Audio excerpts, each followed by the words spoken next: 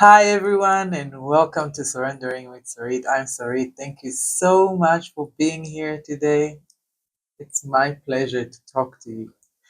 Sometimes you don't understand how empowering it is for someone just to talk about their experience and get it off their chest and maybe share some things. Since my friend Elizabeth told me that your story can be someone else's survival guide. It changed my whole mindset of how to approach, how to talk, how to share these things with you. So, thank you for being here. I'm really happy. Today, I wanted to talk to you about the opposite of love and fear. Because if you love language like me, then you know that, well, the opposite is fear, is being courageous, and the opposite of love is to hate someone. And if we're talking on a language level, then yes, of course, you're right. But on an energetic level, the opposite of love is fear. And the opposite of fear is love. Because where there is love, fear cannot exist. And where there is fear, love cannot exist. This is very, very profound. Love guides us to fulfillment, to happiness, to kindness, to all the high vibrational emotions, whereas fear directs us into the lower vibration emotions that are on the opposite of the scale, which is depression, lack, jealousy, worrying, all these emotions that are keeping us down and keeping our vibrations down. So, what is fear? Maybe knowledge is power, as you know. So, fear is a mind activity. Think about it. It's all happening in our mind, it's all happening in our head. So, if we have a fear that the stock market is going to crash tomorrow, if we fear that something is going to happen to a loved one, this is all a mind projection of the future that didn't even happen and that we don't even know if it happened. Remember, 95% of the tragedies that happened to you, they only happened in your head. They didn't happen in reality. So you are making yourself suffer now for something that didn't even happen and something that not necessarily is going to happen. Now, I'm not saying don't plan for the future. No, that's not what I'm saying at all. You know me already. If you follow me, I plan for the future. I have plans, but I make appointment with myself. Okay, let me think about plan A, plan B, plan C. I like planning. Everything is great. And I make that, but I don't worry constantly. I don't worry in my free time, and I don't worry waking up drenched in sweat in the middle of the night, worrying about something that I can't change because I understood that it's futile.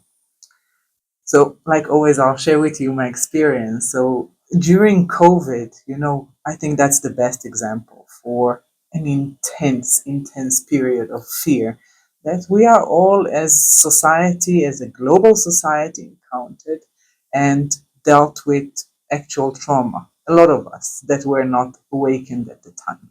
So, I asked myself, like, why, if there was so much fear and there was so much stillness, because we had to stop, which is the answer. We're going to get to the 3 steps of how to overcome fear.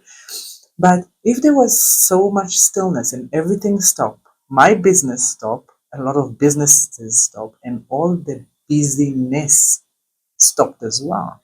So why there was not like mass awakening with all the people around the world? Because we were on the opposite energy of fear.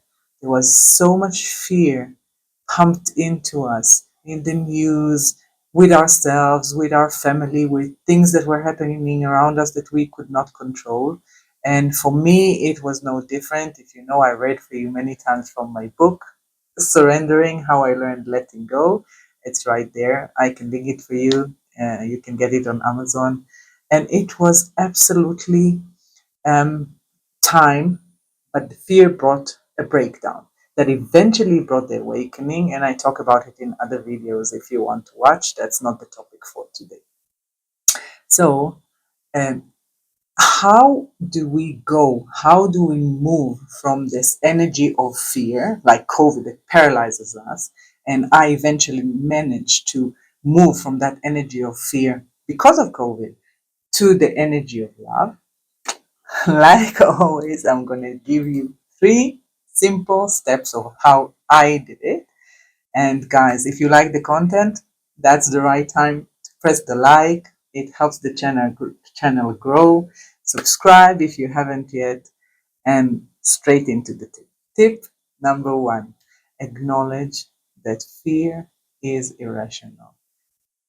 It's just like we spoke about. It's a mind pattern. This is all happening in your head. It's not really the reality. This is not what is happening now. And if we go back into mindfulness and we go back into the now and being in the moment, then you can acknowledge fear is just a mind pattern. And if it's a mind pattern, that leads us straight to tip number 2, which is go into your body. How do we go into our body? The best way is the breathing, because this is constant. That reminds us of our body, that reminds us that our soul is sitting in our body. Take a deep breath, breathe in, breathe out, do some breathing exercises. The mind, if you are going into your body, the mind activity, you're directing the energy, it can't coexist together. So this is so simple, but very, very helpful. Go into your body and breathe. And tip number 3 is letting go. Last week, I did a whole video just on how to let go and how you take the steps to let go and how you improve your life by letting go. So I'm not going to repeat it today.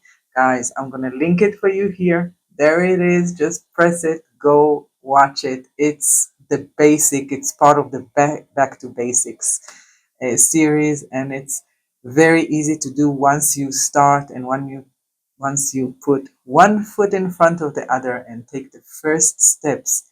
It's letting go. It's acknowledging that it's a mind pattern as well, just like the fear, and you letting go of the mental attachment, not of the actual things that you love or the actual people that you have a bond with.